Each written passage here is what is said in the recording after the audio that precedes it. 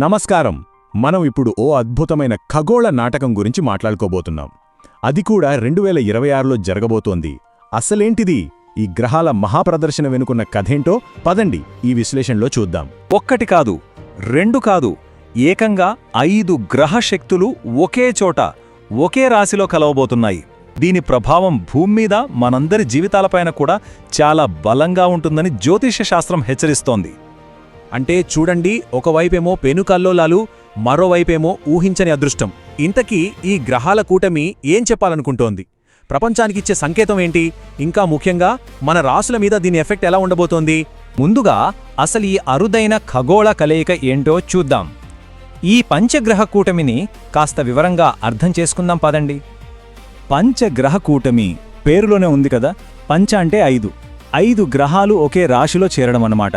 జ్యోతిష్య శాస్త్రంలో ఇది చాలా చాలా అరుదైన విషయం. అంటే కొన్ని దశాబ్దాలకు, కొన్నిసార్లు 100 ఏళ్లకొకసారి జరుగుతుంది. అందుకే దీని ప్రభావం కూడా మామూలుగా ఉండదు, చాలా పవర్ఫుల్గా ఉంటుంది. మరి ఈ మహాసంయోగంలో పాలు పంచుకుంటున్న ఆ 5 గ్రహాలు ఏవంటే రవి అంటే సూర్యుడు, చంద్రుడు, బుధుడు, శుక్రుడు, ఇంకా ఛాయాగ్రహమైన రాహువు. వీళ్ళందరూ ఎక్కడ కలుస్తున్నారంటే కుంభరాశిలో. ఇప్పుడు చూడండి, కుంభం అనేది ఒక వాయుతత్వ రాశి. వాయుతత్వం దేనికి సంకేతం? ఆలోచనలకి, కమ్యూనికేషన్కి, సామాజిక మార్పులకి. మరి అలాంటి చోట ఒకేసారి ఇన్ని గ్రహాలు చేరాయంటే దాని అర్థమేంటి? ప్రపంచవ్యాప్తంగా చాలా వేగంగా మార్పులు రాబోతున్నాయని ఒక సంకేతమన్నమాట. ఓకే, ఈ గ్రహాల కలయిక ఆకాశంలో అందంగా కనపడ్డమే కాదు, దాని ప్రభావం ప్రపంచం మీద ఎలా ఉండబోతుందో చూద్దాం. ఎందుకంటే జ్యోతిష్యుల అంచనాలు కాస్త టెన్షన్ పెట్టేలాగే ఉన్నాయి. ఈ గ్రహాల పవర్ఫుల్ ఎఫెక్ట్ వల్ల ప్రపంచవ్యాప్తంగా ఎలాంటి ప్రభావాలు ఉండొచ్చంటే రాజకీయాల్లో ఊహించని మార్పులు రావచ్చు, ఆర్థిక వ్యవస్థలు తలకిందులవ్వచ్చు, ప్రజల్లో అసహనం, కోపం పెరిగే ఛాన్స్ ఉంది. అంతేకాదు, దేశాల మధ్య గొడవలు, సామాజిక అశాంతి కూడా పెరగొచ్చని హెచ్చరిస్తున్నారు. ముఖ్యంగా ఫైర్ ప్లానెట్స్ అయిన రవి, కుజుడు రాహుతో కలిసినప్పుడు దాని ప్రభావం ఒక బ్లాస్ట్లా ఉంటుందని చెప్పడం నిజంగా మనం గమనించాల్సిన విషయం. ఫిబ్రవరి 17న ఈ 5 గ్రహాల కలయిక మొదలవుతుంది. అక్కడతో ఆగదు. ఫిబ్రవరి 22న గ్రహసేనాని అయిన కుజుడు కూడా ఈ కూటమిలోకి ఎంటర్ అవుతాడు. అప్పుడు టెన్షన్స్ పీక్స్కి వెళ్ళొచ్చని అంచనా. అయితే ఒక గుడ్ న్యూస్ ఏంటంటే, మన తెలుగు కొత్త సంవత్సరం ఉగాది పండుగలుంచి నెమ్మదిగా పరిస్థితులు చక్కబడడం మొదలవుతాయి. ఇప్పుడు 12 రాశుల వారిపై దీని ఎఫెక్ట్ ఎలా ఉంటుందో వివరంగా చూద్దాం. ముందుగా గుడ్ న్యూస్. ఈ 5 రాశుల వారికి ఈ గ్రహాల కూటమి ఒక రకంగా వరమనే చెప్పాలి. ఉదాహరణకు వృషభ రాశి వాళ్లకి జాబ్లో ఎప్పటినుంచో వెయిట్ చేస్తున్న ప్రమోషన్స్ రావచ్చు, గుర్తింపు లభించొచ్చు. ఇక కన్యా రాశి వారికైతే అద్భుతమేంటంటే శత్రువులు కూడా ఫ్రెండ్స్గా మారి హెల్ప్ చేసేంత మంచి టైం ఇది.